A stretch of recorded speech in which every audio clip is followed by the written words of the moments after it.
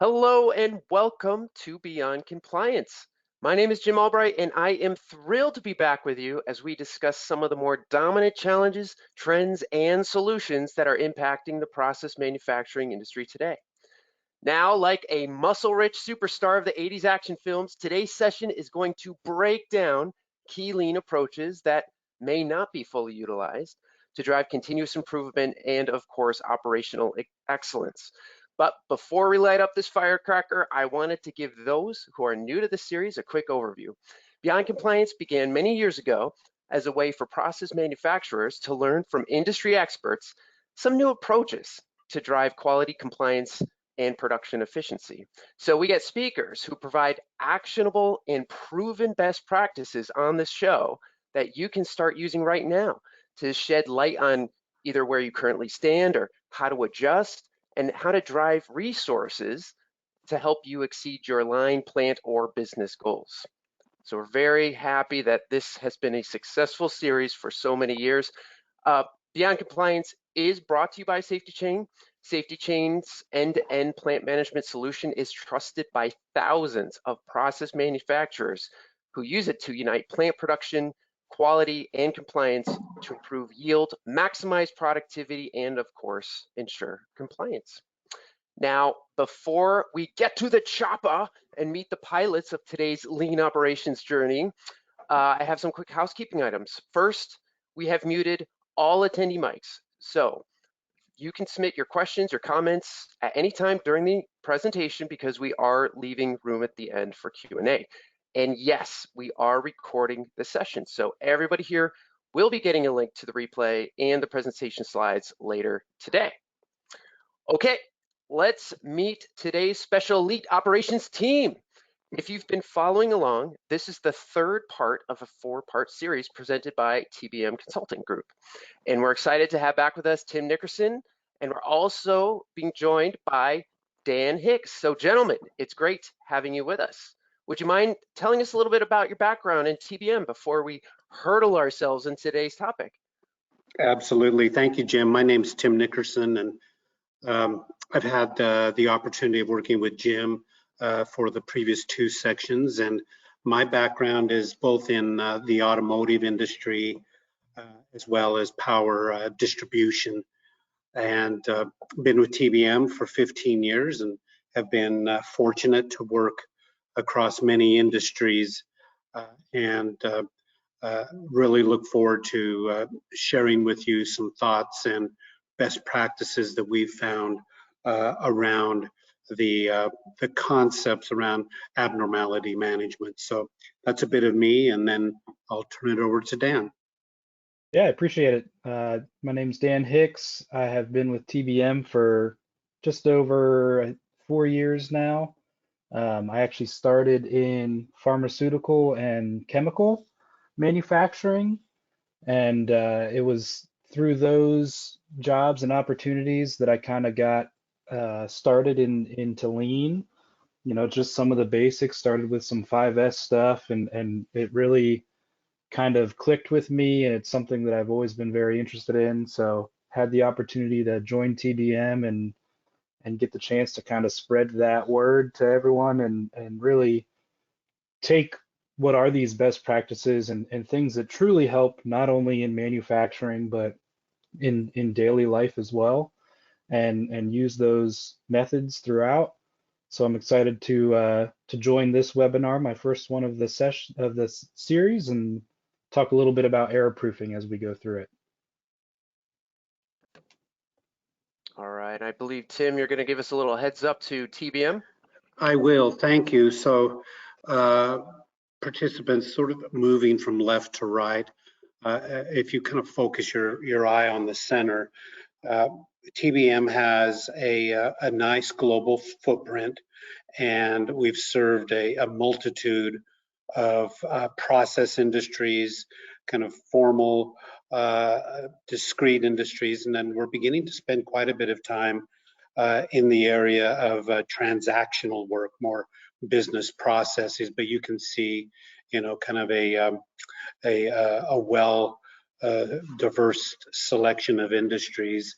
And then the chart on your right basically the intention of what this shows through this survey, an industry survey, is to show that, you know, TBM is a hands-on practitioner with a narrow focus, and that focus area, as I mentioned earlier, in the operational and transactional world, with an emphasis on driving continuous improvement transformation, as well as the sustainment or leadership practices that are required to keep a journey going.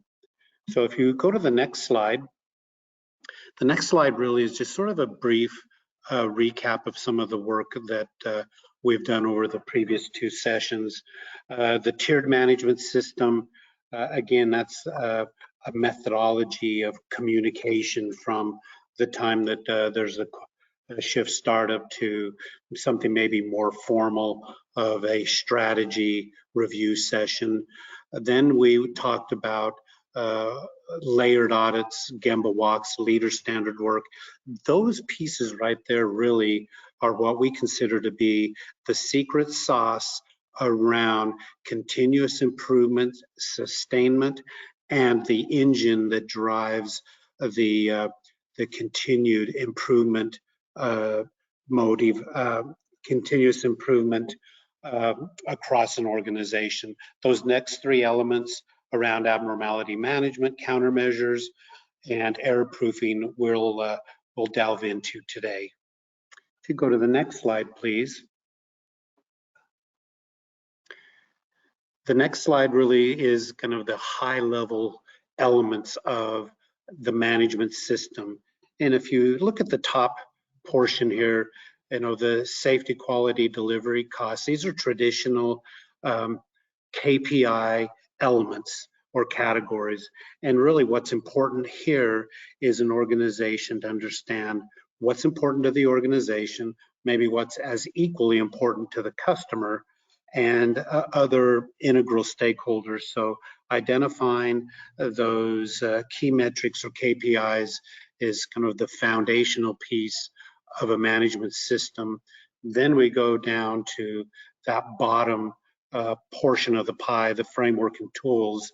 As I'd mentioned earlier, the tier system is the communication discipline within an organization, from a shift handoff to a shift startup to a departmental or business unit, all hands meeting, again, with focus on those elements that are critical to success.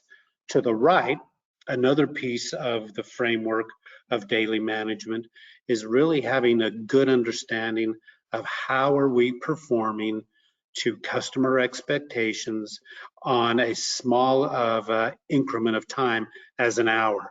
So this is what we commonly call hour by hour tracking, and it's visual, it's intended to be real time, and it's something that the entire organization can focus around to provide guidance for how we're performing to client expectations.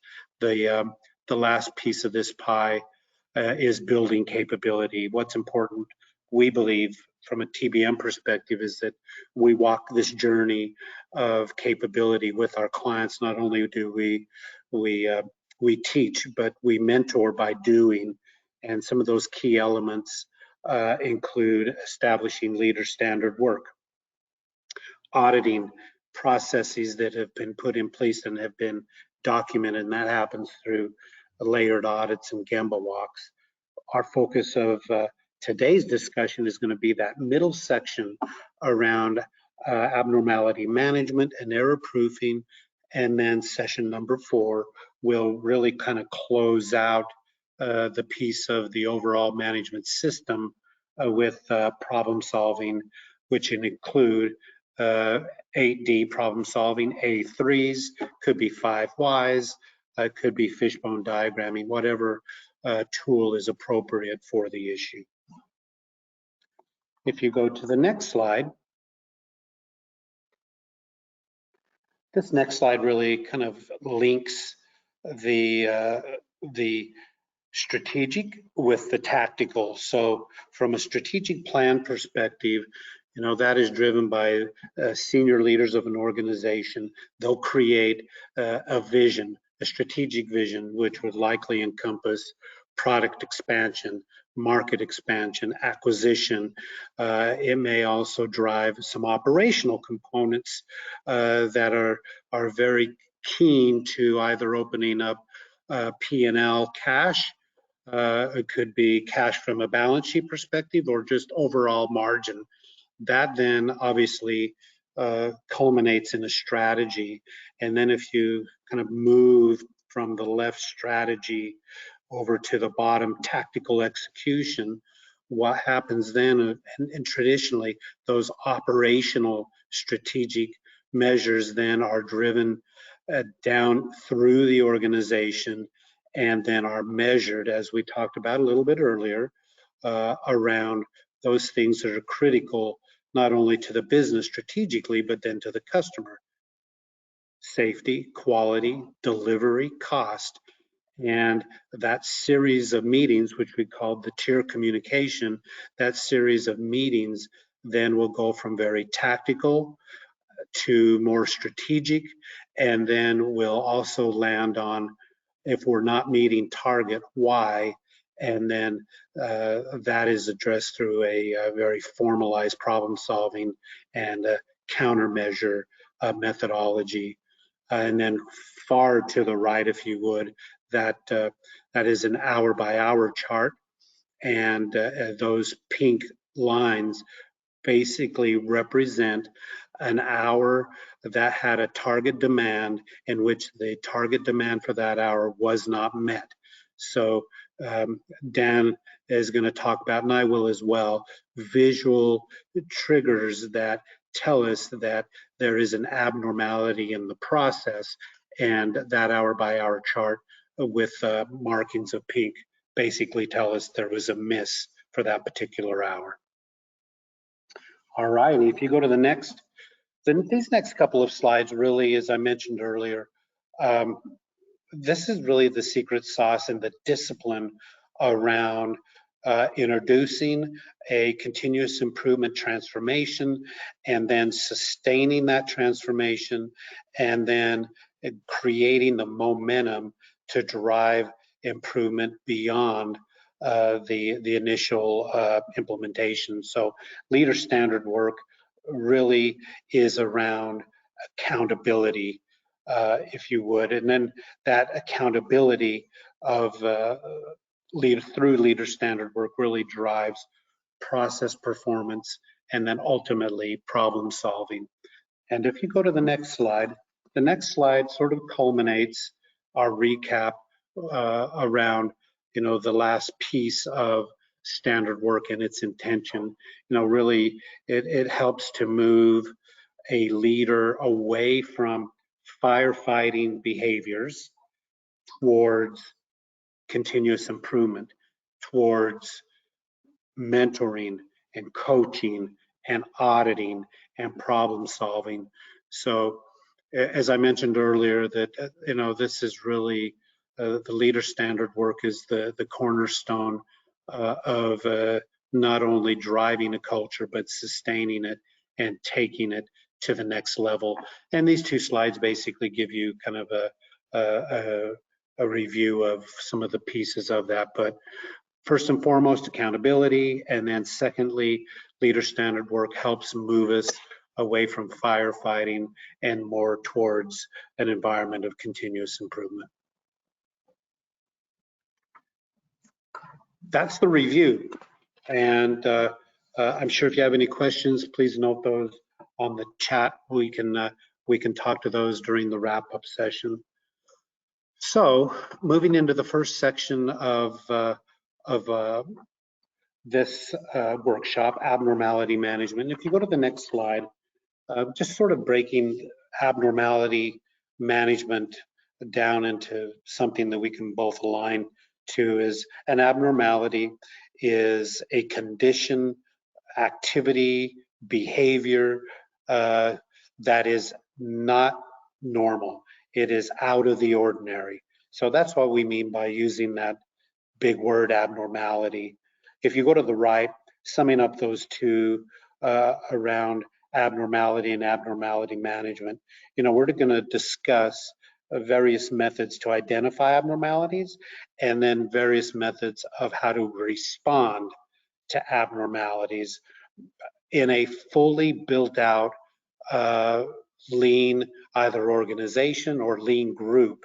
What we traditionally say, if there is an abnormality, there's likely some sort of a violation of a standard work practice. Either the process has not been set up correctly or a procedure has not been followed correctly. So that's the introduction to abnormality management and the definition around it. If you go to the next slide. A lot of words on this slide, but really if we just sort of focus on response and on.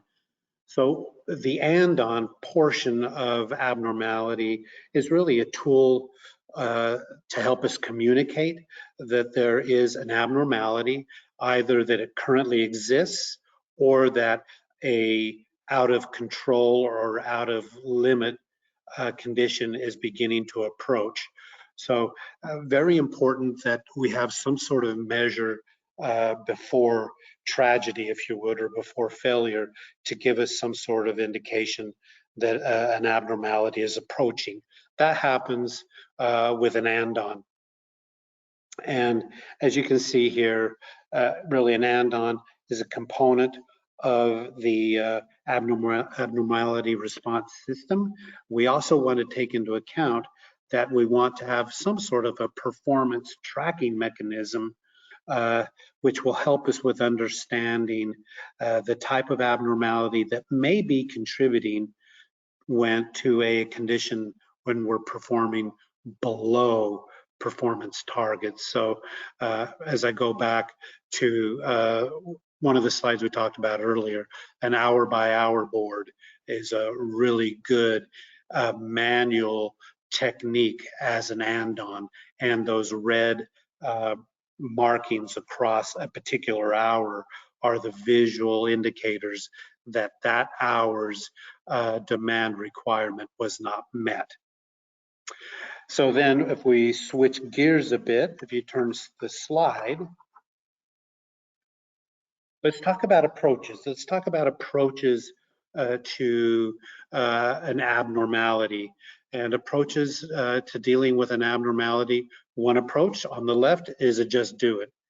And just do it really, the concept here, the context is we see a condition, we know what the cause is, we know how to fix it, we have the right resources in-house to do that.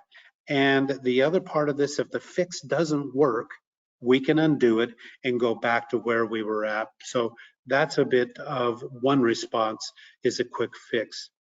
The other methodology for addressing abnormalities is more of an investigative approach, where we use more thorough tools to begin to understand where potential root cause may exist, and then being able to drill down into potential root causes. So as we spoke before, there are numerous tools for problem solving, some classic ones and those that are well used: 5 whys, fishbone diagram or Ishikawa diagram, or an A3, which is a little more complex and is normally used when problems are cross-functional and the root cause is not really obvious or well known at the point of understanding. So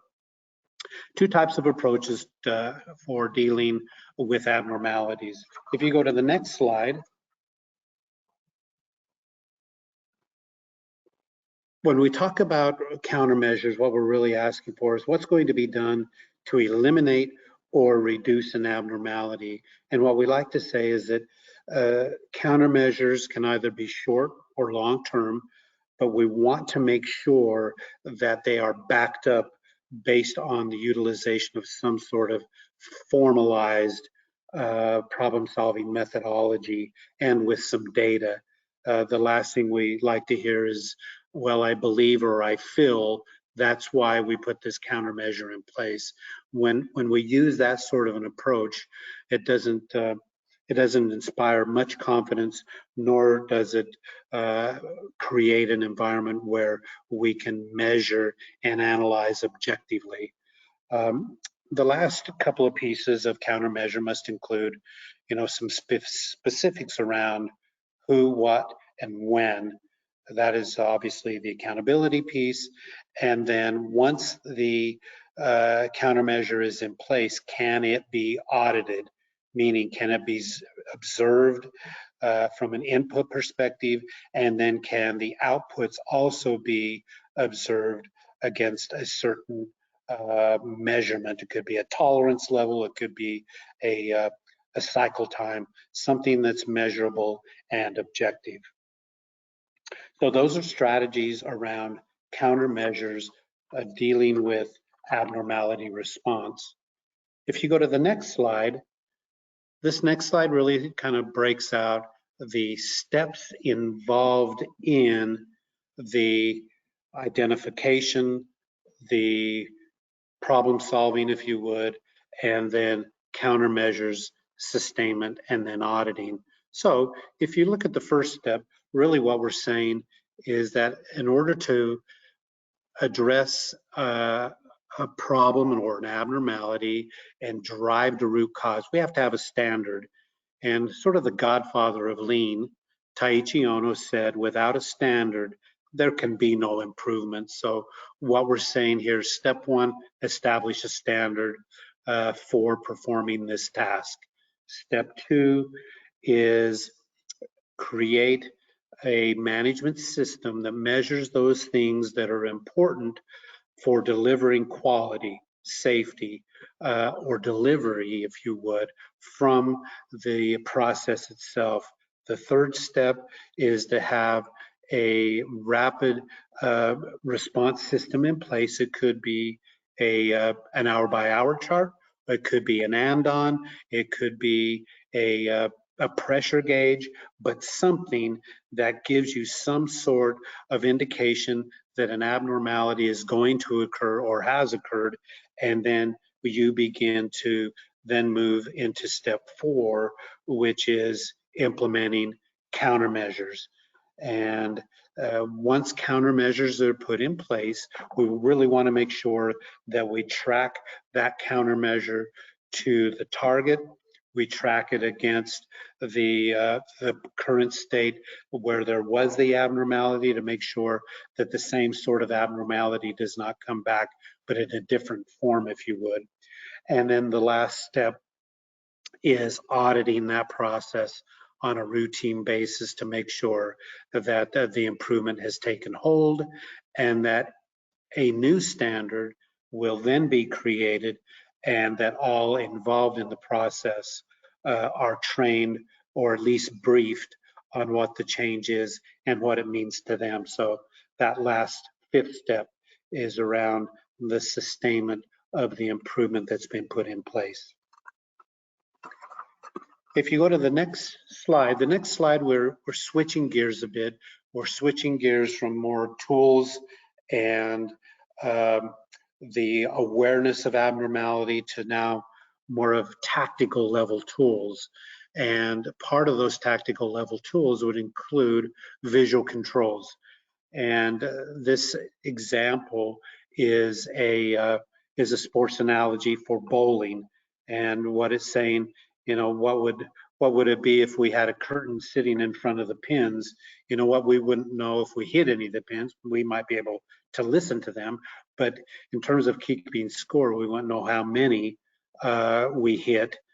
And then if we kind of continue going down that path, and we're measuring performance against another competitor or against a standard, we're not really aware of if we're actually winning the day, if you would.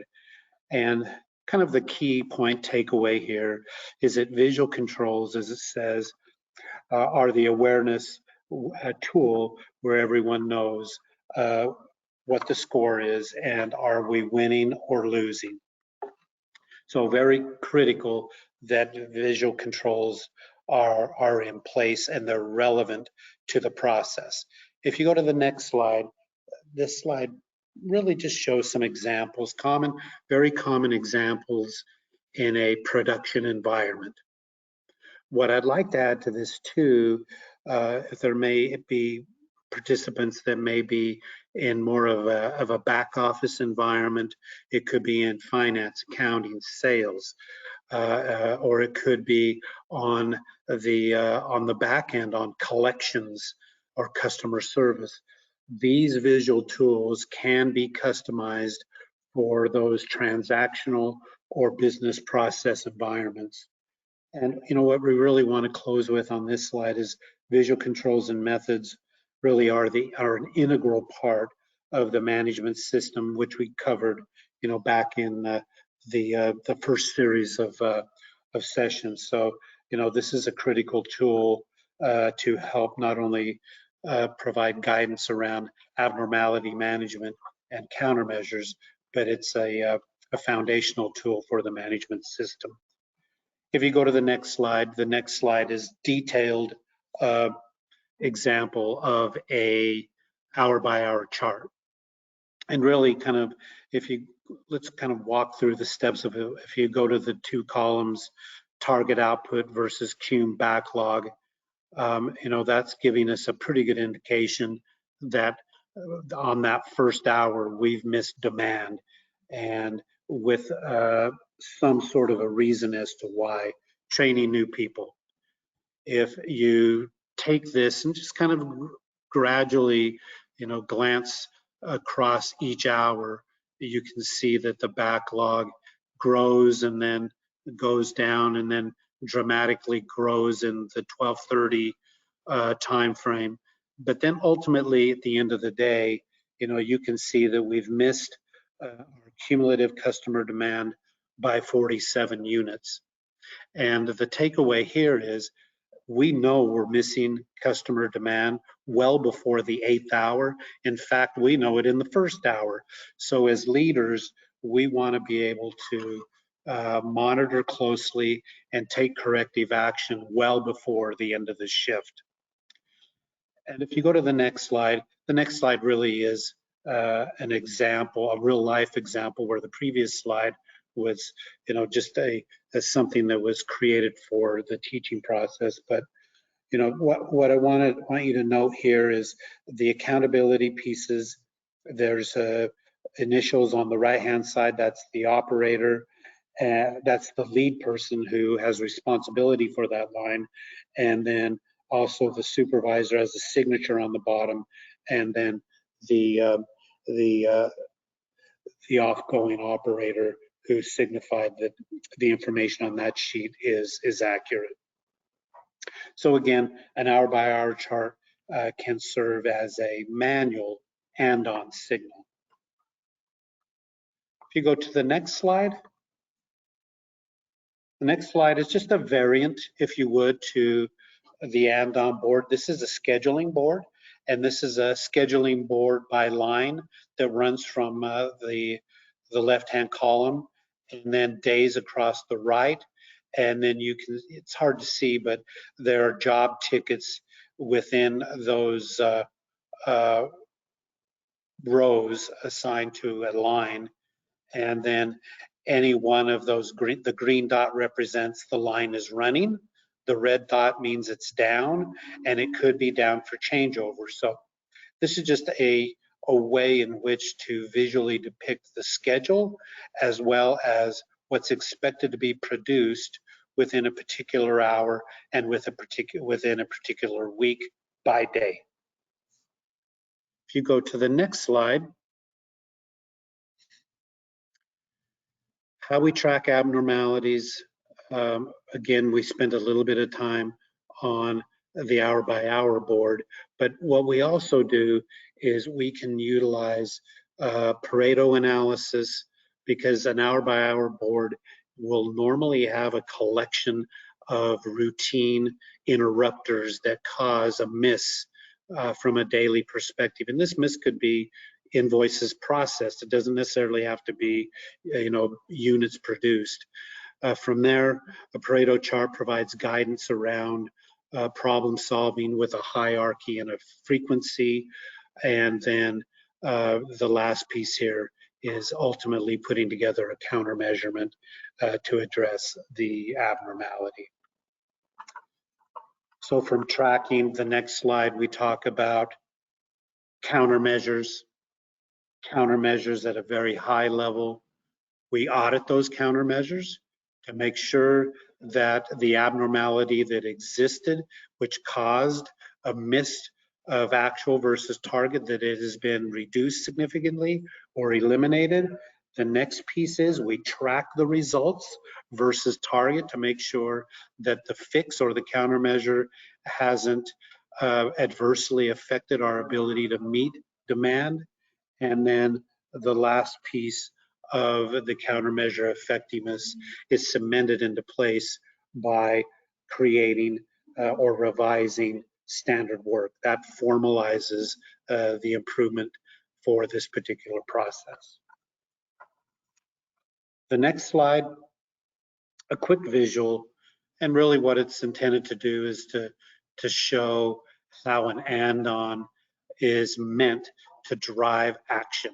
So in the first, identify, the and-on goes on, and in most environments there better darn well be someone or a team responding to it, and how they respond to it then moves to the next section to the right, the response, making sure we have the right people to respond to the abnormality. It could be maintenance, it could be engineering, it could be operations, or it could be all three. Then recording of that data then will help provide guidance and priority on what to begin problem solving on. And within that loop, once problem solving takes place, there's a feedback loop in terms of the effectiveness of the problem solving and resulting countermeasure. And then in this right-hand piece, part of, in this example, it was the implementation of total productive maintenance, or TPM, and circling way back to the original and-on. It could have been an oil leak caused by a worn gasket, and the worn gasket then has been put on a preventative maintenance calendar.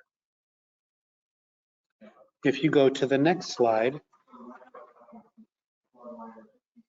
this slide you can skip this slide. It's kind of a repeat, if you would, of the previous one. And the next slide, really, these are really the highlights. Kind of, let's summarize what we mean by countermeasure.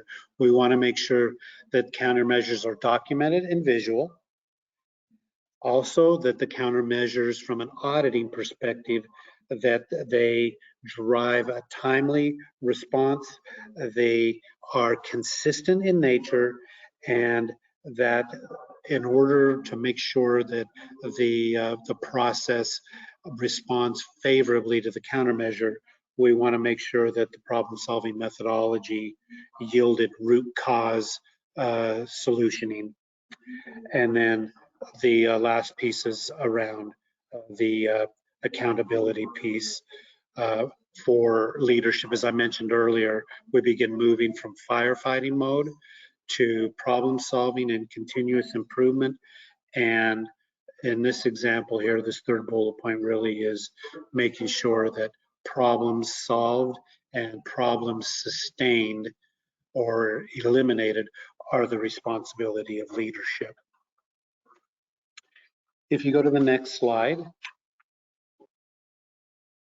this next slide really is around ownership at the leader level.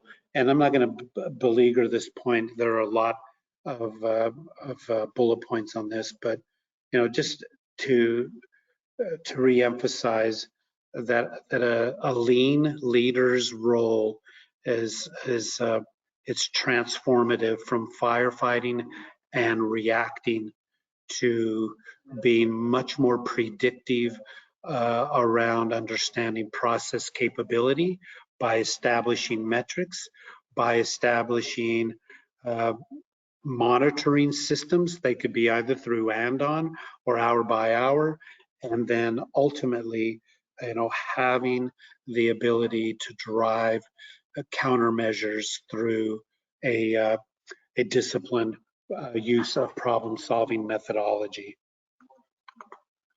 And if you go to this final page, just to emphasize the point on the very first line, visual controls are a prerequisite to establishing abnormality management. I think it's a little naive of us to think that we put a process in place and it'll perform the same way regardless of who's running it for a long duration of time. There are various changes to inputs, to those operating the process, to other types of conditions which could drive abnormality. I guess the last part of this is, making sure that we assure effective countermeasures based on auditing and performance tracking. So we're 30 minutes in, and that's the kind of the nuts and bolts around the abnormality management piece. What I'd like to do is hand off to Dan to do a little bit deeper dive into error proofing. Thank you. Thanks, Tim. I appreciate that. I want to take some time to kind of walk through sort of what Tim had just mentioned, right? We know that problems are going to come up. We know that as we run processes, issues will arise, but our goal should always be to strive to prevent those issues, right? What can we do in our process to make sure that those errors don't happen, that we don't make mistakes? So we're going to take a little bit of time to walk through some error proofing or mistake proofing methods, so that we can kind of build quality into our systems, into our processes. So if you go to the next slide, please. This first slide is really just talking about, when we detect the error, right? What effect does that have on us? And what the importance of mistake proofing or error proofing is, the closer that we can do that to when that mistake or error actually occurs, the less cost it's going to have for our business. So if we really look at this, if we can catch it right at the source, right when it happens, or prevent it before it ever even happens, our cost is going to be very minimal. But as it gets farther away from us, and eventually if it even gets to the customer, you can see it's an exponential curve here where it just kind of builds and builds and builds, and these problems, the cost of these problems and errors and quality defects that we have becomes greater and greater and greater. So it's really important that when we look at these issues, when we think about these abnormalities that Tim talked about and how we manage them, that we try to put in these efforts to make sure that we can mistake proof or error proof them as close as possible to the source as we can. If you go to the next slide, please. This is a very similar idea here. It's just now we're thinking about time versus cost, right? If we look at our mistakes that we make and how we can fix them or mistake proof or error proof them, the further that it gets away from us, the longer it goes to a customer. We might not even know that we made a mistake until a customer calls us and says, hey, you sent us the wrong thing, or there's a problem with the parts that you sent us. And that's obviously a lot of time between when we made that mistake and when we find out about it. So the more that we can do of mistake proofing and error proofing as close to the source as possible, we can really leverage that abnormality management that Tim talked about and have that rapid response and go out there and fix the problem before it ever becomes a bigger issue than it already is. Next slide, please. So when we think about that, we use a word that we call poka-yoke. It's a Japanese word. It comes from two different words. Poka, which means that anyone could do it, right? Anyone can make it. And yoke, which is the prevention of that error. So when we think about implementing mistake proofing or error proofing, we're really thinking about things that we can go out and just do it, right? Tim talked about there's a couple different methods for abnormality management. Poka-yoke, the spirit of that is really about going out there and just making the change. And a big part of that is utilizing the people who are closest to it. If we can take the knowledge of the operators that are out there on the floor and they're the ones that run the process and they see it day in and day out, they're going to have the ideas that say, this is how we can prevent this from ever happening. If we just did this, we wouldn't make these mistakes. So the spirit of this, again, it's something that should cost very little. We're emphasizing creativity over capital. How can we put a change into effect that costs us very little but has a great impact on what we're doing, on preventing those mistakes? And a big part of this, again, is that we don't pass on that defect. We want to make sure that we catch it as close to the source as we possibly can, because each successive operation that it goes to, its cost, its amount of time that it takes to rework or improve or make better, all of that grows and grows and grows. It kind of snowballs down the line. But if we can catch it at the source, then we can make sure that we don't have those mistakes before they ever really happen. Go to the next slide, please.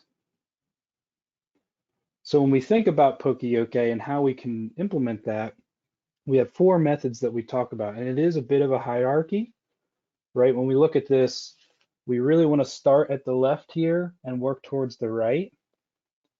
And the first of those is control. And that is, how can we eliminate the mistake or the error from ever happening?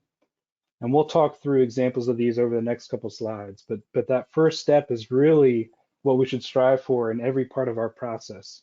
When we find that we are making mistakes or having quality defects somewhere in our process, what can we do to make sure that we don't ever actually make those mistakes? The shutdown, the next step down, is about how do we stop the process from continuing when a mistake does occur. So there's a big line between those first two, right? If we can stop the mistake from ever happening in that control phase, that's our highest objective. But if we can't do that, like Tim said, we know there's going to be things where mistakes come up, we make errors, we have defects. Our next best case scenario is what we call shutdown. And that actually originated with the original Poka-yoke, which was way back when Toyota was actually making looms. Before they ever made automotive, or wherever in automotive and making cars, they were making looms. And one of the first improvements that they ever made was they actually put little keys above each thread. And if a thread snapped, the key would drop down and it would stop the machine. So that way they knew exactly when a mistake happened. They could go in, they could fix it before it ever passed on and ruined the whole, sheet of the textile. The machine would shut down and they could move on and fix it right away. Our next step down is what we call warning. Now this is a big part of what Tim had talked about with the and/on signals. Can we put something in place that lets us know when a mistake is about to happen, when an error is about to occur, or if it has just occurred, something that signals an operator or somebody to come over and make sure that they're checking on what's happening in that process. And our final method is what we call sensory, and that's really about how do we control what we're putting into the system. Is there something we can do, like a light curtain or other methods that we can put in place to make sure that an operator does the right thing, but it does still involve an operator actually doing the work. So that's kind of your lowest level there for achieving Poka-yoke. Next slide, please. So when we think about control, like I said, it's really about making sure that the mistake cannot happen. And there's a ton of examples of this that we see every day in our lives that we don't even realize.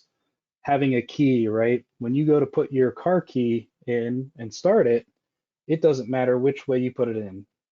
You could put it in either way, turn that key, and the car will start. That's a pokey okay.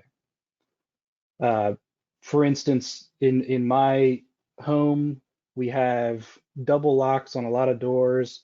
Every one of them is set up so that I can put the key in the same exact way, turn that key and unlock or lock it, except for one closet that goes to an outside storage area. And every time without fail, when I go to put my key in there, I put it in the wrong way or try to, and it doesn't work. So the importance of this Poke-Yoke is really how do we make sure that we can standardize it and set it up so that we can do it the same way every time and prevent that mistake. Next slide, please. When we think about the shutdown aspect, that's where we really get into the abnormality response that Tim had talked about. So if we have a system in place where our machine stops because a mistake has occurred, that's when we leverage this system that we put in place to make sure that we can fix that problem. The machine will stop. We'll make sure we can see what the impact is, alert the team, do whatever problem solving method we have to, and then we can put in place an improvement to make sure that it doesn't happen again and kind of spread it out to the floor. So that's when we use those Judoka elements that we've talked about previously to really push the control of our defects. Next slide, please. Detection, or what we called our warning, is really about putting in ways to inspect and see when errors occur during an operation. So that might be photo eyes, it might be an inspection that we do right at the source. It's all about kind of making sure that we don't pass on a defect. It's not necessarily going to stop the defect from occurring, but if we catch it at the source, we know it'll have less of an impact on us further down the line. So any kind of detection methods that we have, we can use there to stop the mistake from happening, or sorry, make sure that we can catch it before we pass it on to the next operator. Next slide, please. And then finally, the sensory Poke-Yoke that we had talked about is really where we can look at things like light gates. We can look at light curtains. It's all about helping us select the right things to kind of put into a process. We see this a lot when we look at assembly areas. If you have a lot of different parts to choose from, you can put in light sensors or a light up bin that helps prompt an operator to make the right choice, right? It's not necessarily going to prevent somebody from picking the wrong part, but it's giving them the guidance, kind of putting in that standard work that we had talked about making sure that we're using the right thing when we need it. Next slide, please. This is just another example of that kind of sensory Poke-Yoke. You know, we can put in a light curtain that helps prompt that operator to pick the right part. Next slide. And this is finally just another example of kind of that source detection outside of, you know, maybe a manufacturing setting, but having things set up to where we know when we put in an invalid number or an invalid formula in Excel or Minitab or anything like that, it prompts us right away, right? It doesn't let us make that mistake and go on. A warning pops up and says, you know, something didn't work correctly, and then we have to go back and fix it. So that was just kind of a quick overview of our Poke-Yoke devices. You can see here's a bunch of different options that you can look at. Again, I'll stress that the idea behind it is putting creativity before capital. We really want to try to control and eliminate any mistakes from happening. We can do that with things like locating pins or making sure that things are set up so that they can't be put together incorrectly. Kitting hardware is one that we'll see a lot, making sure that the hardware that people use is the right kind of hardware. keys, like we had said, the way that you connect a propane tank to the grill.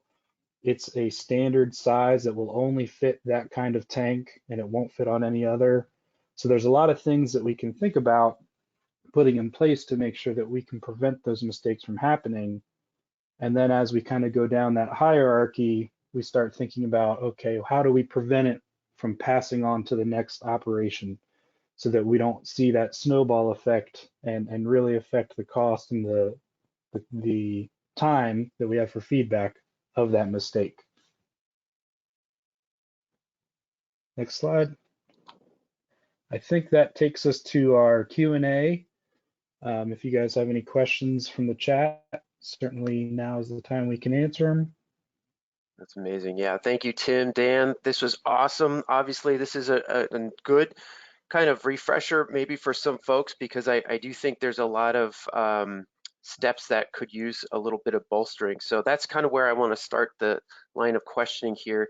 So for Tim, when you were talking about the 5 steps of abnormality management, again, these are processes that I think people are familiar with, but in some degrees are not necessarily fully utilizing, or their processes might not be fully successful. So could you give us a kind of a hint as to which steps are probably more at risk given your experience? Yeah, that's a great question.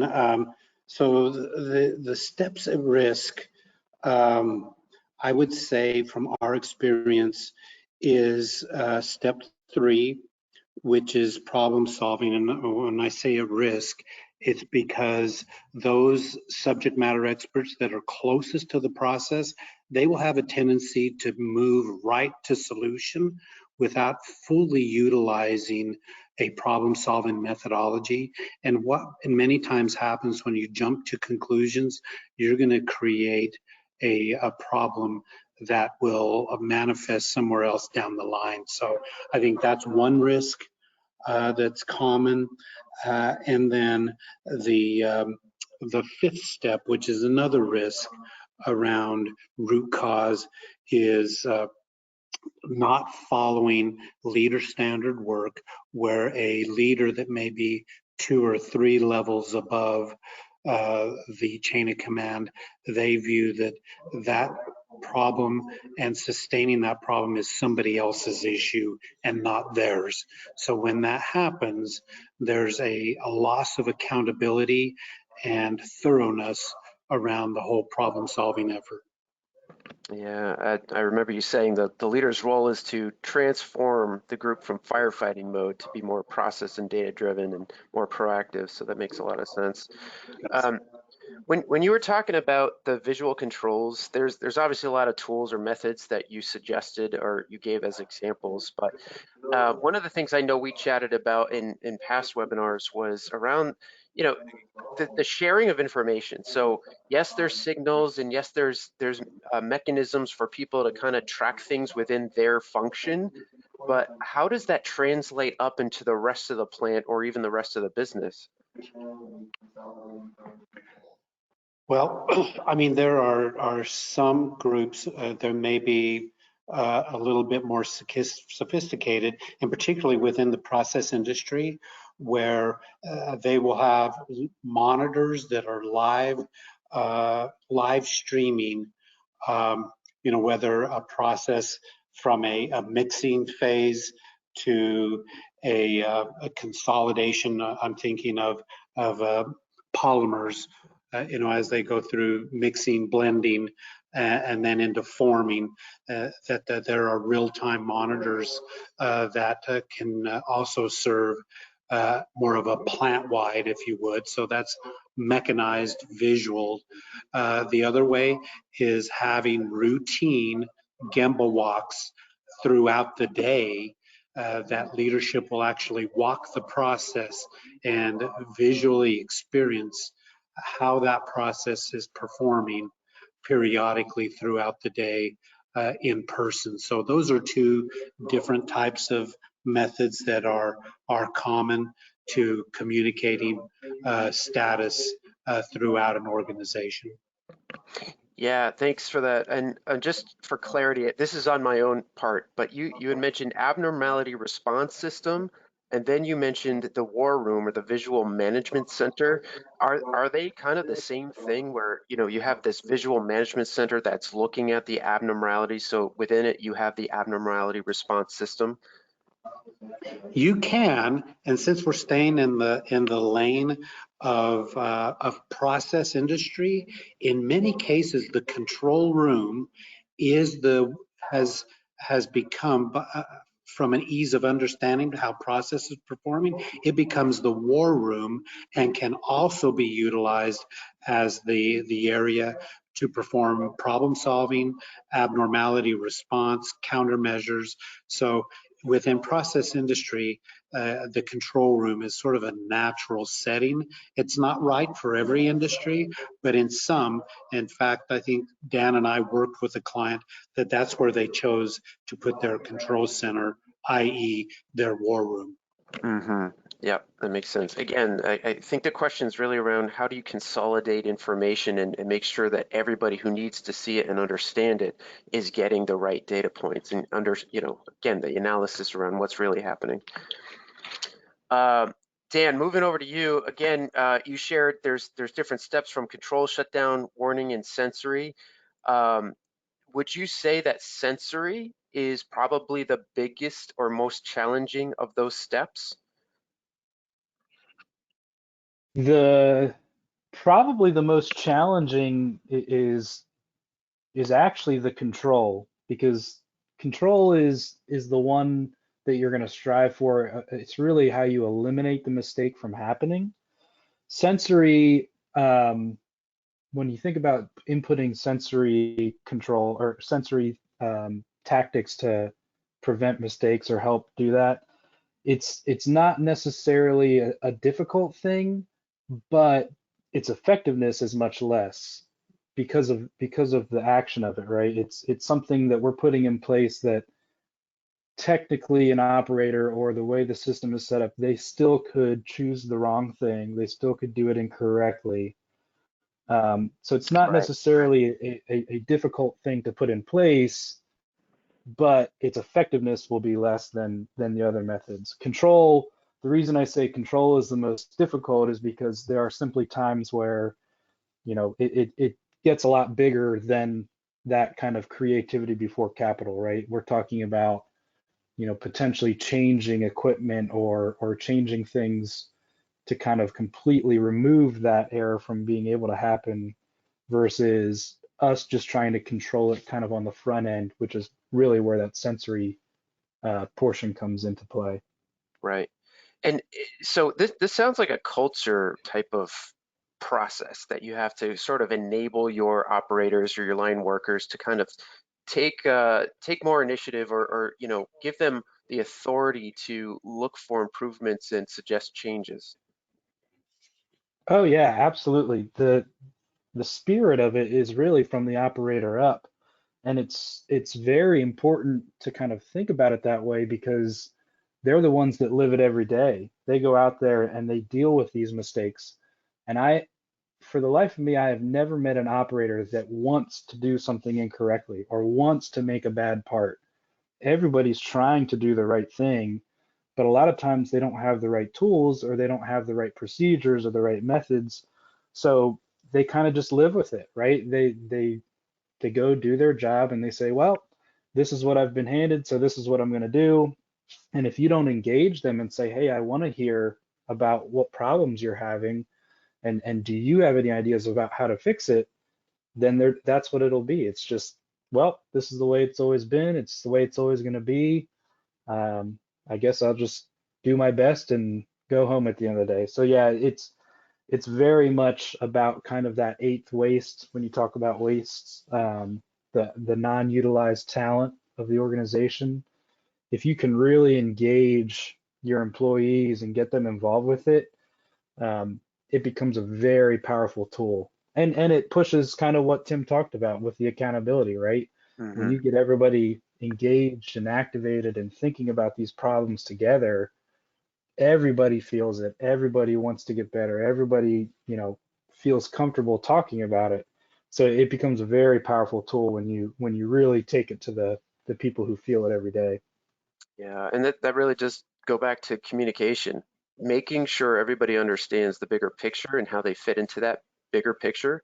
And then again, giving them the authority to suggest those changes. I think that's easier said than done sometimes because again, everybody sort of operates to their own beat sometimes, and getting everybody aligned on the same page is somewhat of a struggle. At least that's the kind of story I'm hearing.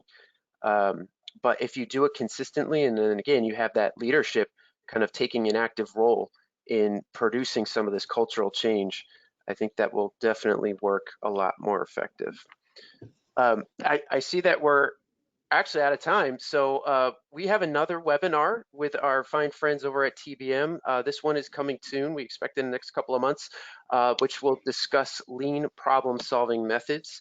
Again, this is really around some of the things that kind of are teeing off what we heard today, but this is the final piece in the lean series that we're doing here with TBM. So we're excited for it. We thank you both. Dan, Tim, please come again. We're definitely looking for the next series. Okay, thank you. All Appreciate right. it. Thank you. Have a great rest of your day, everybody. Take care. Until next time.